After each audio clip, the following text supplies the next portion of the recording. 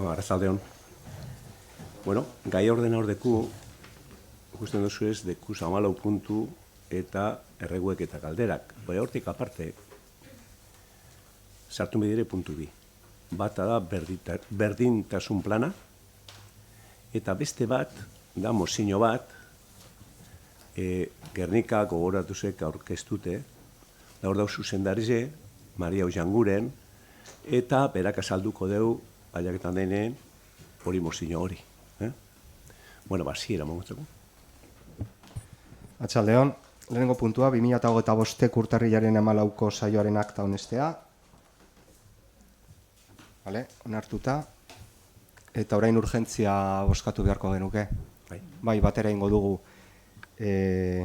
Bai berdintasun plana, bai mozioa. Aldeko botoak. Orduan aurrera.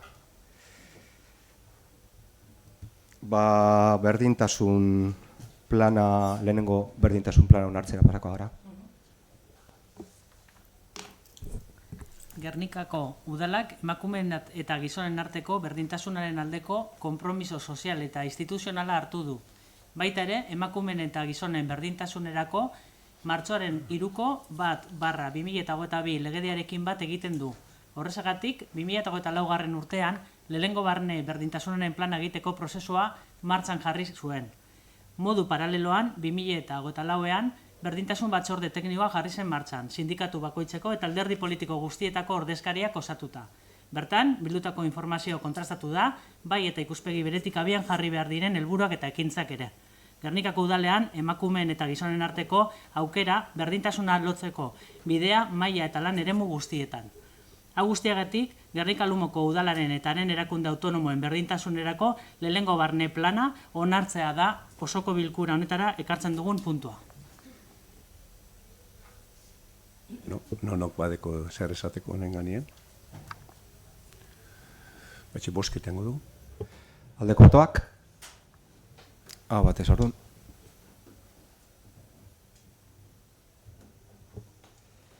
Ebazpenik ematen ez duen zatira pasako gara, eta horren ondoren ingo dugu mozioa. Martxoak 8 emakumeen nazioarteko egunaren parkatu. Gernika Lumoko udalaren eta haren erakunde autonomo dunen aurrekontuaren behin betiko onarpenaren berri ematea. Gernika Lumoko udalaren aurrekontuko 14. kreditu aldaketaren berri ematea, lehenengo kapituluko partidetarako kreditu gaikuntza. Gernika Lumoko udalaren aurrekontuko 15. kreditu aldaketa, kreditu transferentzia 2. kapitulu partidaren artean, kapituluko partidaren artean. Gernika Lumoko udalaren aurrekontuko 16. kreditu aldaketa, kreditu transferentzia hainbat partidaren artean. Gernika Lumoko udalaren aurrekontuko 17. kreditu aldaketa, kreditu transferentzia hainbat partidaren artean. Kirol patronatuko aurrekontuko kreditu aldaketa espedientearen behin betiko onarpena, kreditu gehigarria hainbat partida gehitzeko. Kirol patronatuko aurrekontuko 6. kreditu aldaketaren berri ematea, lehenengo kapituluko partidetarako kredituko gaikuntza. Kirol patronatuko aurrekontuko 7. kreditu aldaketaren berri ematea, kreditu transferentzia hainbat partidaren artean. Kulturetxeko aurrekontuko 2. kreditu aldaketaren berri ematea, lehenengo kapituluko partidetarako kreditu gaikuntza.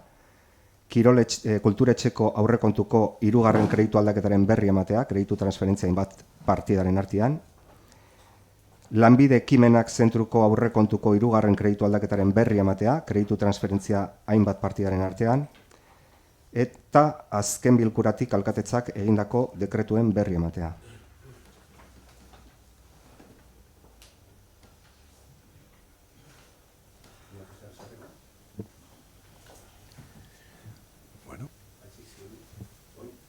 Adierazpen instituzionala.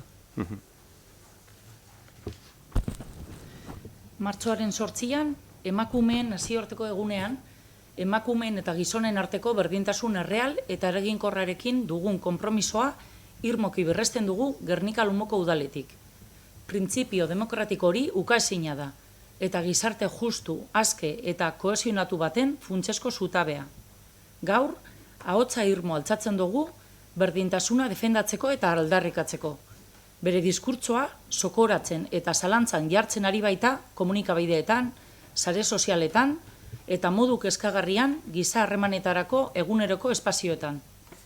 Historian zehar, berdintasunaren aurrerapenen aurrean, gertatu den bezala, mugimendu antifeminista baten goraldian gaude gaur egun. Diskurtso erreakzionario eta misoginoetan adierazten dena. Narratiba horiek oinarrizko konkistak zalantzan jartzea, nahasmendua sortzea eta indarkeria matxistaren existentzia deslegitimatzea bilatzen dute. Diskurtso antifeministak erasoaldi politiko eta kolektiboki antolatuta osatzen dute, eta beraz ezin dira beste iritzi bat bezala onartu eztabaida publikoan. Berdintasunaren defentsa ez da aukera bat, ez da ideologia bat ere, giza eskubide unibertsala da. Emakumeen, mugimendu feministaren, erakundeen, instituzioen eta norbanakoen borroka eta ekintza kolektiboaren bidez lortutako eskubidea da. Diskriminazioa desagerrarazteko, askatasunak zabaltzeko eta pertsona guztientzako aukerak bermatzeko lan egiten baitute. Berdintasunean ezten duen gizartea aldarrikatzen dugu. Estereotipotatik libre eta errespetuan, askatasunean eta duintasunean oinarrituta. Indarkeria matxistaren biktimei eta biziraulei entzuten eta laguntzen dien gizartea. Izan ere, ozen eta garbi esaten dugu, berdintasunik gabe ez dagoela erabateko demokraziarik, eta indarkeria matxistaz desagerrarazi gabe ez dagoela guztiontzako askatasunik. Martxoaren 8an, Euskal Udalek dei egiten dugu herritar guztiei eta erakunde guztiei batuta eta elkartuta irmo egon gaitezen lortutako eskubideak defendatzeko, eta atzera pausurik gabe berdintasun erreal eta eraginkorrerantz aurrera egiten jarraitzeko. Horregaitik, Gernika Lumoko Udalak konpromiso hauek hartzen ditu. 1. Gure udalerri eta eskualdean taldeak sor daitezen sustatzea, diskurtso misogino eta antifeministei aurre egiteko, eta informazio faltsuen edapena desaktibatzen laguntzeko. 2. Tokiko eremutik lehentasunezko kolektiboekin esku hartzea, haien jarrera antifeministak eta maskulinitate toxikoak desmuntatzeko, bai herrian bertan gertatzen diren jarrerak zein komunitate virtualetan gertatzen direnak ere. Eta 3, baliabideak eta giturak zaintzea eta babestea gure udalerrian berdintasun politikek aurrera egiten jarrai dezaten. Eta bukatzeko, herritarrek aukera izango dute bat egiteko martxoaren 8an emakumeen nazioarteko egunean tokian antolatzen diren deialdi eta aldarrikapen guztietan.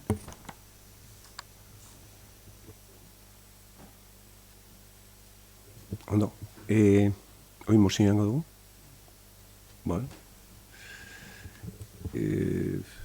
Bueno, hori bakizue talde politiko bateko onartu bideu, beran hain, gu getxen dugu geurie. Hori da metodologize itxienez talde batek hartzi. Maria.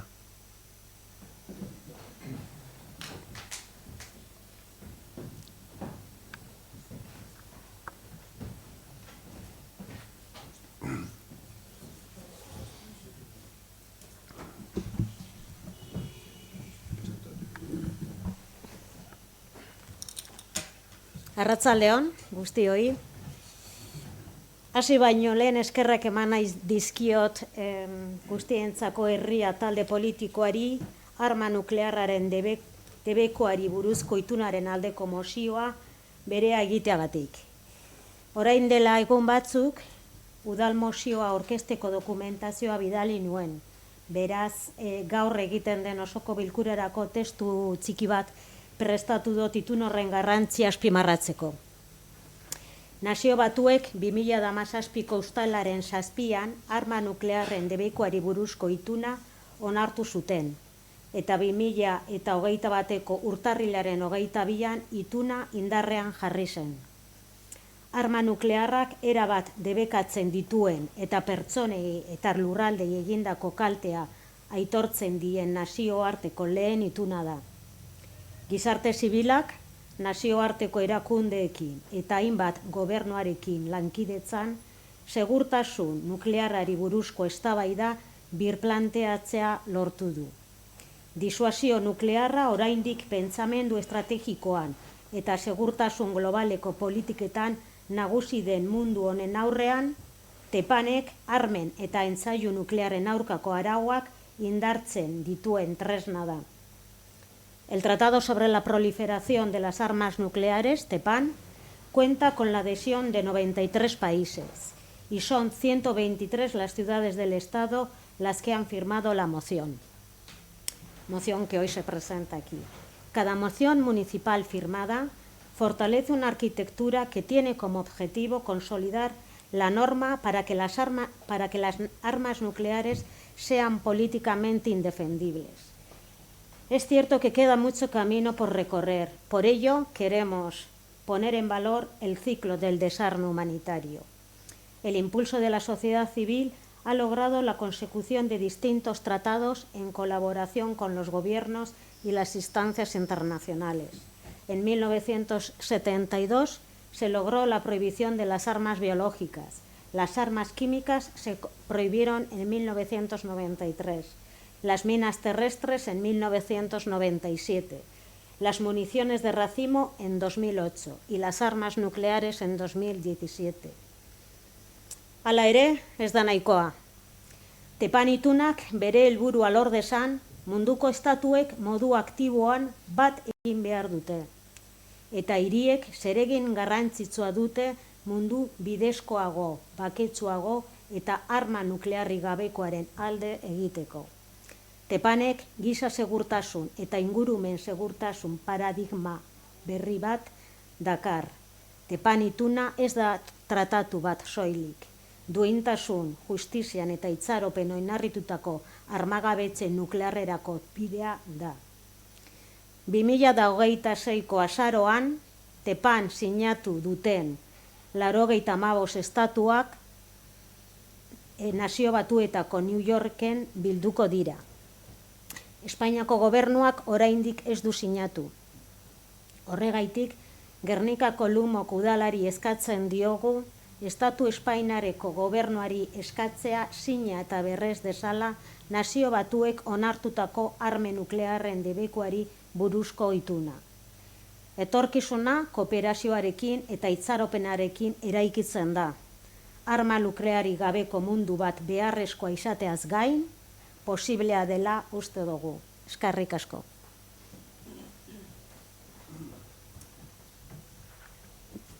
Eskerrik asko, Maria. Nonok ez zeu zer esan gure du? Bueno, nik gogoratzen naz, Maria Gazegon itxen berbetan, bombardaketaren urte horrenien, urte beri behin etorten ziren Nagasakiko ordezkarizek. Eta ero ginen harreman iztue Luis Iriondoaz. Eta urte baten, etozan amabergine bat. Han, beran arpeze osori geratu zen. Bomba atomikoa izen zanien. Eta Gerniken, Luisek jakingoan, bebai, egon zan, berdine pasazan, hemen Antramariko elizan. Eta areke amabergine Nagasakikoa, engoan peregrinazio bat, eta egon zan Erroman eta leku askotan, eta Gernikera legezan. Hor urtien, engoen proposamen bat, sinatzeko, dan Liezeo Antzokian sinatu zen, arma nuklearran kontra. Luis izen zane lekukoan ordezkarize, gero Nagasakiko ordezkarize egon ziren, eta uste dut, ez da fijo, Dresdekoak. Eta bueno, urtie pase die, arek ez da niko propaganda edo ukin bagoan edo, bueno, han bota zan onure eta beste leku batzuetara, eta nik uste dut, positiboa dela, zu gaur hemen monzun azalpena, eta honek osoko bilkorak onartzie gauzera Gerniko erreze dauela horren arma nuklearren kontra. Eskerrik asko, Maria.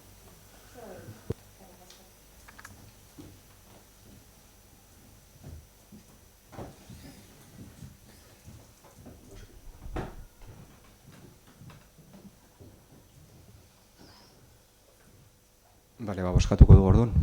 Bai, mozioaren alde. Hau batez, ez da. Eskaera eta galderak.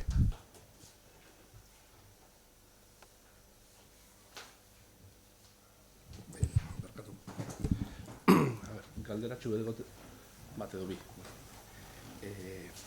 Uste dut, urtarriko osoko bilkuran esan zendule egondala ideien konkurtso bat edo liburtegi burukoa amaitu dala. Uste talde napar batek edo irasi zuen da, ez da?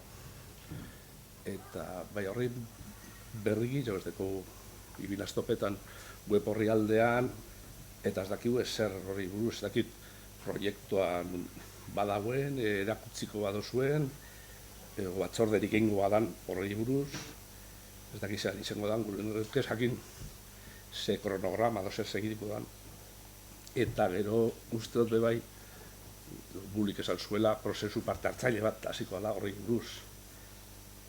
Ez dakit horri buruz eskatu da, hori eskatu nintzen duela. Ez dakit hori martxan jarri badan, hasiko dan, zelan kudeatuko dan, eta horri buruz gure inkez informazioa, eta aldi zen ezkero batzorde informatiboetara do, eroan jakiteko, Gernika Askoren ordezkari gara, eta jakin inkez zelan dauen da, zelan joango dan, batez be kronograma jakitara.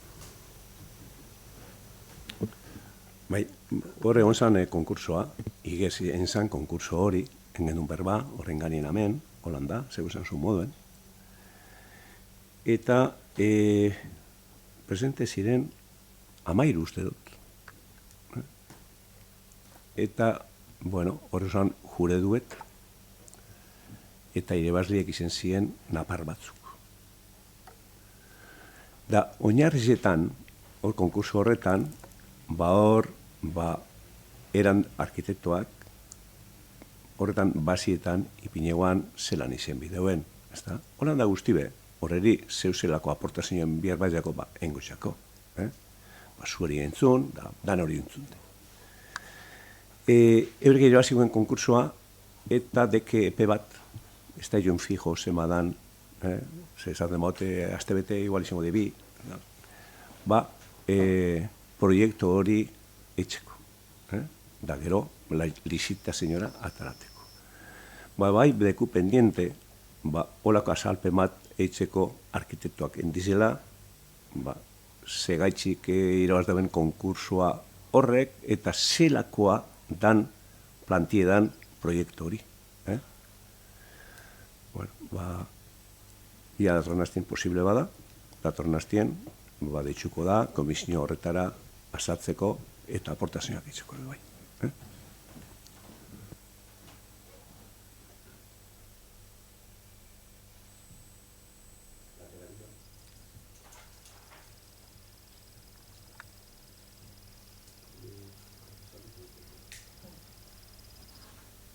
Bueno, como sabéis, pues esta semana a mí me ha parecido, no sé, un circo hubo allá arriba el otro día. Cuando diga esto alguien se va a enfadar, no importa, decimos la verdad. Aquí algunos, no todos, trabajadores del ayuntamiento, no sabemos ni lo que reclaman, porque salen a la calle, le llaman a las cámaras de Oismendi, muy bien, y salen y protestan. Entonces yo lo he dicho a Nerea, que es de personal, que diga el por qué no ha habido ninguna reunión hasta ahora. Bueno, como ha dicho José Mari, como responsable concejal de personal, sí me gustaría aclarar el porqué de no hacerse las mesas de negociación. En este ayuntamiento, como muchos otros, recibimos una circular de Eudel, que como hemos estado todos de acuerdo, como estamos todos representados y siendo coherentes, como cada vez que nos llega algo de hacer uno con lo que Eudel propone, nos llegó una comunicación diciendo que se había puesto en marcha una mesa de negociación general en la que se iba a debatir y se iba a discutir sobre las condiciones laborales de los trabajadores y trabajadoras de los ayuntamientos. Y entonces ellos en su propia circular nos decían e indicaban que por tal motivo, como en ocasiones precedentes, recordamos la conveniencia de no abrir mesas de negociación individuales en cada institución a fin de no condicionar el devenir de la mesa general de negociación. Esto se recibió el 10 del 2024. Posteriormente a esta comunicación hicimos 3 mesas de negociación y en una de ellas creo que acordamos el calendario y en otra de ellas recogimos la plataforma, pero dejamos de hacer las mesas de negociación por este motivo. Entonces sí me gustaría aclarar que por lo menos la gente sepa del porqué de no hacer mesas de negociación. Bueno, yo sí quiero añadir algo más. Yo quiero decir que en este ayuntamiento se respetan escrupulosamente los derechos de todos los trabajadores, del primero al último, de todos. Y además el Ayuntamiento de Gernika, y eso se puede comprobar, es uno de los ayuntamientos que más paga en Vizcaya. Pero nuestra obligación, que no se olviden, que nuestra obligación es gestionar bien correctamente el dinero que no es nuestro, sino es del pueblo.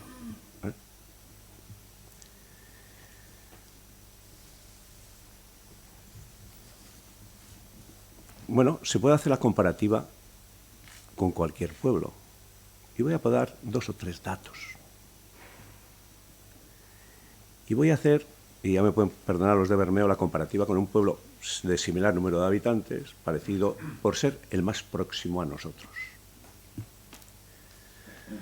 Por ejemplo, los policías municipales cobran en Gernika, y eso es público, porque lo mismo que lo que cobran los cargos públicos, los empleos públicos también. 46.834,15 euros, un 28,3% más que en Bermeo. Un 28,3% más que en Bermeo. O sea, 670 euros netos más al mes. Y os voy a decir una cosa, cobran más que un ingeniero. Son más de 3.000 euros al mes netos. Yo he estado con un empresario esta semana que se dedica a obra pública y privada y me dijo que en la construcción el convenio ha subido un 6,4% y claro que se están encareciendo los trabajos porque el personal cuesta más y el material también. Y entonces quien tiene que pagar es quien necesita, ¿no? Bueno, pero es ley de vida. Y me dijo que hace 5 años aproximadamente había contratado a un ingeniero, que él estaba muy contento, y el ingeniero también. Y yo le pregunté, sin hacer ninguna comparativa, porque veía que aquí había habido este movimiento, ¿cuánto gana al mes? Netos, 2.820 euros. Un ingeniero con mucha experiencia y bueno, por lo visto. Y ha dicho lo que ganan los municipales para que luego hagan una protesta ahí. No todos, no todos, algunos. Los auxiliares administrativos. Se puede mirar. En Gernika, 37.320,4 euros. En Bermeo, un 10% menos. Aproximadamente, cada mensualidad, 235 euros menos. Con la privada, porque sí me he preocupado de a ver lo que se gana en la privada, porque también hay que comparar un poco todo, ¿no? Y en el convenio del metal de este año, hay 3 categorías: auxiliar administrativo, administrativo de segunda y el de primera. Pues el de primera, el administrativo de primera, su sueldo es de 25.973,20, 43,1% menos que un auxiliar administrativo del ayuntamiento. Lo que hace casi 10.000 euros al año. Más que muchos economistas. Muchos jóvenes de Gernika, que son economistas y llevan 6, 7 años trabajando o más, no ganan eso. Y no protestan. Saben lo que es la vida. La jefatura de la oficina técnica. Yo nunca he entendido hacer ese tipo de concentraciones. Por ejemplo, la jefatura de la oficina técnica, ya que estoy cogiendo la comparativa con Bermeo, en Guernica su sueldo es de 71.920,88, un 18,3% más que en Bermeo. Más que en Bermeo. Bueno, y a mí esas cosas me desconciertan. Parece que todo es libre. Hay salir, hacer un circo, cámaras, desfile. El pueblo no conoce. Los que andamos aquí en el mundo de la política, sí, y los que trabajan en la administración también, pero ha habido un proceso de estabilización de puestos de trabajo. ¿Qué es eso? Pues que la gente que trabajaba le habían cogido una bolsa, trabajaba en este ayuntamiento o en otro, Paseo General, pues sin hacer examen, por llevar un tiempo X, sin hacer examen se podía hacer con el puesto en propiedad. Yo les digo, si tan a disgusto estáis aquí, si tan mal os trata alguien que no sé quién es, ¿por qué habéis cogido el puesto? Y no os habéis ido a otro sitio. Yo, estando a disgusto, y trabajo en un sitio, y me tratan mal, me voy. Me iría a otro sitio, así de claro. No, lo que pasa es que me quedo con el puesto, otros que hubieran querido no han podido acceder a ese puesto, y ahora empiezo a mover el árbol para que se le caigan las hojas, ¿no? Eso no está bien. Aquí se paga correctamente, se respeta a todo el mundo, y se le da un trato correcto. Otra cosa es que parece que sacando ruido. Y voy a decir una cosa. Yo estoy seguro que si estuvieran en un panel ahí en la plaza del ayuntamiento, fulanito de tal, como sale mi foto, o la de Nerea, o la de otro, dice, puesto auxiliar administrativo, sueldo este. Viene un economista que lleva 6 o 7, 8 años trabajando y dice, ¿cómo? Si yo no llego a eso. Y protestan.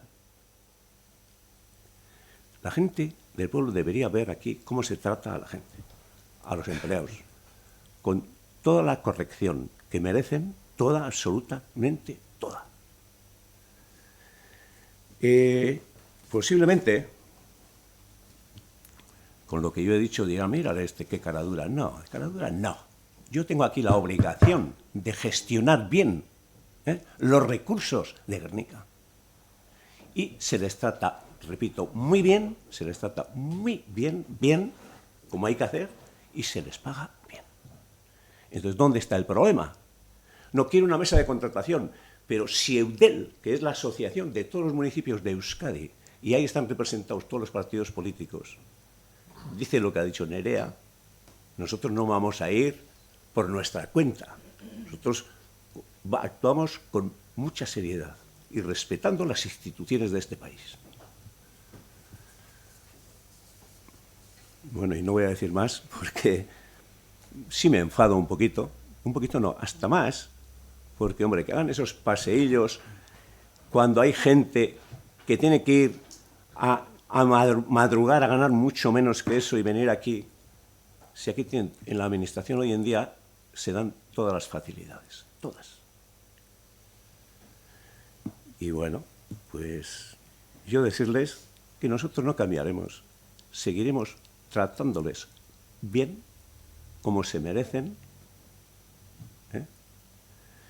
y pagándoles lo que les corresponde, aunque estemos pagando bastante más que otros ayuntamientos. ¿Sabes, Tepa?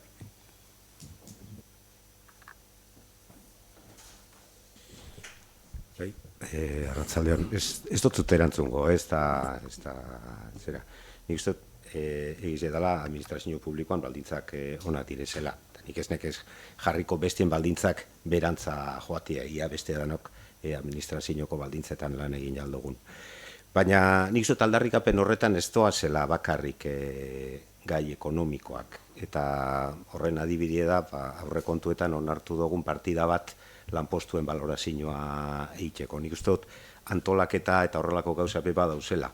Ez nabil esaten ondo dauela protesta ez dauen ondo, eta aldagarrikapenak zeintzu diren, eure jakingo dabe, euren lan sindikala da hori.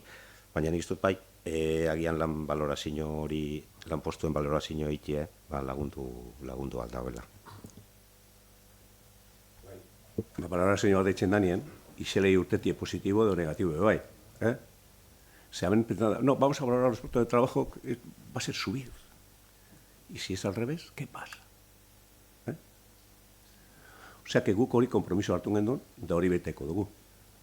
Baina, geuse bada hori, da beste geuse bada, horre movimiento raroa egin, ze hori da, ez guri burleitxie, herrizeri burleitxie da hori. Ze esan dute moduen, eurek ondo irabazten dube, eta ganera, establezioa egon da, da gustora ez dauena, esaten dugu, bueno, agure, ni banua, beste leku batera noi. Ba, hemen geratu die. Atxik hain disgustora ez diegongo. Ze ni disgustora banau, enau.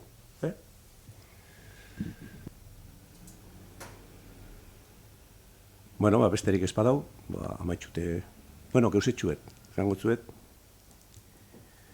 Jaukuz duzue, rampa mekanikoana, kalie, amaitzen gauz, inaugurazioan gutzaku, bien zazpizen.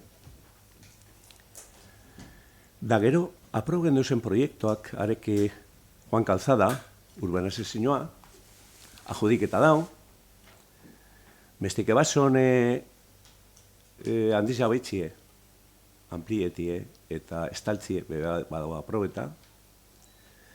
O sea que, a ver, para que entienda todo el mundo, la rampa mecánica vamos a inaugurar, se termina, posiblemente esta semana, el día 7, sábado, vamos a inaugurar y poner en marcha entera desde abajo hasta arriba.